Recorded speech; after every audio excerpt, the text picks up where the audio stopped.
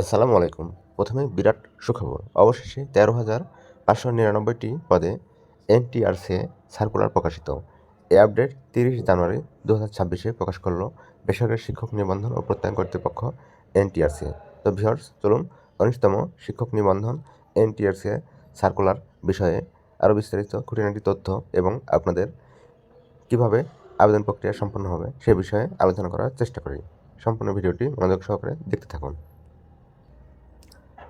বেসরকারি শিক্ষা প্রতিষ্ঠানসমূহে প্রতিষ্ঠান প্রধান ও সহকারী প্রধান পদে নিয়োগের লক্ষ্যে অষ্টম এনটিআরসি প্রতিষ্ঠা প্রধান ও সহকারী প্রধান পরীক্ষা ২০২৬-এর বিজ্ঞপ্তি প্রকাশ করা হয়েছে। এতে মাধ্যমিক উচ্চ শিক্ষা অধিদপ্তর, কারিগরি শিক্ষা অধিদপ্তর, মাদ্রাসা শিক্ষা অধিদপ্তরের অধিভুক্ত বিভিন্ন প্রতিষ্ঠানে মোট ১৩,৫৯৯টি শূন্যপদে নিয়োগ দেওয়া হবে।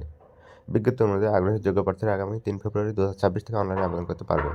আবেদন গ্রহণ চলবে ১৯ ফেব্রুয়ারি ২০২৬ রাত ১১টা ৫৯ পর্যন্ত। আবেদন ফি জমা দেওয়া যাবে ২০ ফেব্রুয়ারি ২০২৬ রাত ১১টা ৫৯ পর্যন্ত। তো ভিউয়ার্স, এই ছিল আজকের সর্বশেষ ১৯তম এনটিআরসি সার্কুলার প্রসঙ্গে চূড়ান্ত আপডেট। সবাই ভালো থাকবেন। আসসালামু আলাইকুম। আল্লাহ হাফেজ।